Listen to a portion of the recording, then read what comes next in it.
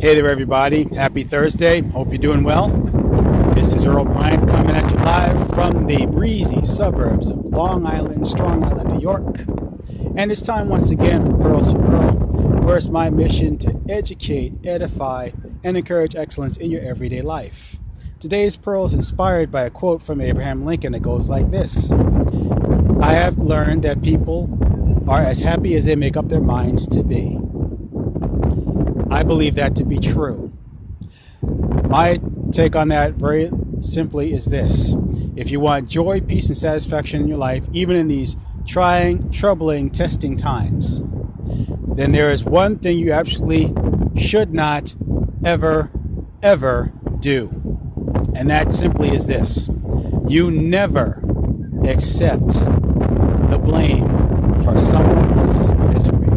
Because, as President Lincoln said, people are as happy as they make up their minds to be, which means on the flip side, people are also as sad and as miserable as they make up their minds to be. Let me give you a little scenario, something that happened from my own life, I believe, which will help to clear things up. About 3 years ago, my son graduated from high school, and he lives out of town. I went to go see him. Went there with a traveling party of mine. He graduated on a Friday evening, and I made it known that Friday evening that I was going to spend the day with my children, my son by day, my son and my daughter by night. Didn't think it was going to be a problem. In fact, that morning, as I prepared to leave, I offered to take my traveling party to my son's mother's house so they wouldn't be cooped up in a hotel by themselves. They said no. It was too early. I said, fine. How about I leave the car with you, have my son pick me up, and then when you guys are ready, you can just go wherever you want. They said, no, don't want to do that. I said, fine, I'm going. Hopped in the car and left. I went to check on them later, just gave them a quick call. Found out that they were complaining about being hungry. Instead of getting into an argument, I just went and got them something to eat, brought it back, made sure everybody had enough to eat. The thought never crossed anybody's mind that it might be time to go over to my son's mother's house so they wouldn't be in the hotel all day. I called back, maybe that was a question on my part, but I did it anyway, to make sure everybody had enough to eat. The complaint that I heard was that they were cooped up in the hotel. I didn't want to get to an argument and say, well, that was your fault because it's your decision. I said, look, I'll be right back. Came back, took them over to the house, which is what should have happened earlier. I just wanted to avoid the drama as much as possible. Took my son out, got delayed a little bit, but for the most part, we had a fairly decent afternoon, even though our plans got pushed back a few hours. Later in that evening, after the time that I had with my son, because we went to see a movie, went to pick up my daughter because she had to study for finals because school wasn't over with her just yet. And my plan was to take out my son and my daughter and do something in the evening with them and with the nephew and niece that was along for the ride. Well, unfortunately, there was another turn of events that kind of put a monkey wrench in the works, and things kind of went downhill and didn't work out as well as I would have liked. And unfortunately, the trip was cut short. I won't get into the details as to why. But let's just say, long story short, things did not work out as well as I would have liked.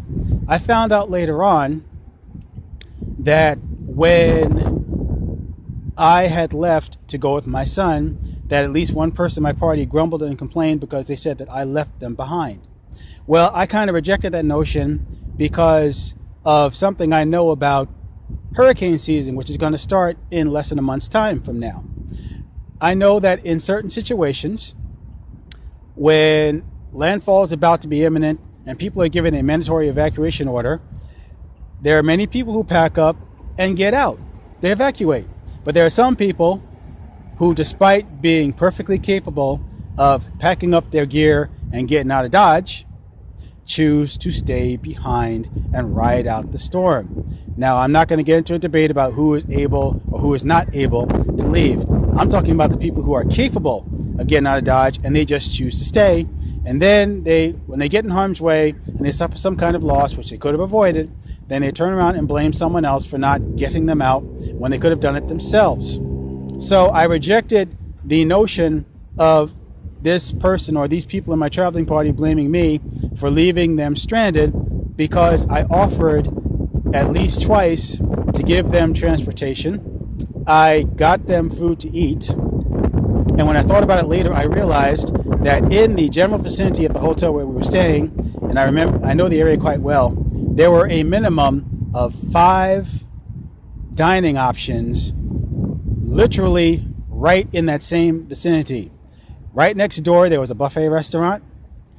Across the street, there was a sit-down restaurant. There was a sandwich shop. There was a fast food restaurant. And there was a supermarket, which they could have even walked across the street to get to if they wanted to, but they chose not to avail themselves of those options. And I'm not counting the hotel restaurant where they could have gotten to eat if they'd gotten up early enough. I'm not even counting the 2 gas stations that were literally a block away, no more than 2 blocks away, where there were convenience stores, of course. What I'm saying is there were options, but they chose not to exercise any of those options. And because of that, and because of the example of the hurricane where people choose to stay behind, I decided to reject any notion that I should feel guilty about a choice that someone else made to stay behind. And I'm telling you this as a very simple example because in your life there are going to be people who try to blame you for their unhappiness and their misery, and it is not your job to babysit them in the middle of their misery, even though misery loves company. You see, people make choices every day, choices that make them happy, choices that make them sad, choices that work out on their behalf, and choices that don't. They have a free will just like you do, and they have choices to make, and if they really want to improve their lives, they will find a way to do whatever it takes to do that, even if it means they got to roll up their sleeves and do a little bit of work that they weren't actually planning on in the first place. The point I'm making is it's possible to improve your life even if it isn't easy. And there are people every day who make choices to improve their lives even when they know it's a little bit challenging. But there are other people who refuse to change their lives and improve their lives because they think just a little bit of work is too hard, when the fact of the matter might be they're just a little too soft. So what I'm saying to you as I close is very simply this. Like George Bernard Shaw said, there are people who can be considered a selfish, feverish cloud of ailments and grievances that complain that you don't devote yourself to making them happy. And like President Lincoln said, people are as happy as they make up their minds to be. Just like you, they have a decision to make. They can choose to be happy, sad, glad, or mad. It's all up to them. It has nothing to do with you.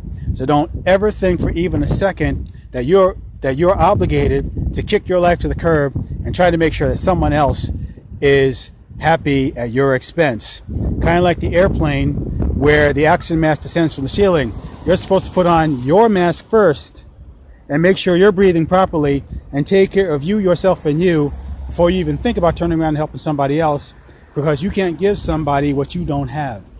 If you don't have the resources and the wherewithal to help other people, to help yourself, then you're not going to help other people. That's what I'm trying to get across to you. So, at the end of the day, if you want joy and satisfaction and peace in your life, even in these troubling, trying times, as tough as it is to do in your life when it's just you, don't make it worse by letting other people try to put a guilt trip on you because you didn't drop the ball with your own life to do something for them that they're perfectly capable of doing, but unwilling. So what I'm saying to you is this: for joy, peace, and satisfaction in your life, look out for number 1 first, then you can do 2, 3, 4, and 5. And don't let people put a guilt trip on you. Don't take the blame. Leave it where it belongs, with them, because that was their choice, not yours. And that is today's Pearl. And I hope you got some value from that. And if you did, please like, share, subscribe, pass this on to someone you know that can get some benefit from what you just heard. And if you want more information about how you can learn to get some joy, peace, and satisfaction in your life without letting people put a guilt trip on you, click the link in my bio so you can get some more information about how you can achieve excellence and edification and encouragement. I invite you to do so right now, so you'll have an opportunity to get more details about what you can do. And like I said, I hope you got some value from this. And I'm going to turn right now because it looks like a storm's about to hit. So until the next time when I see you guys out there, this is Earl Bryant signing off, saying take care, be well, have a great, fabulous, fantastic 2019, and bye for now.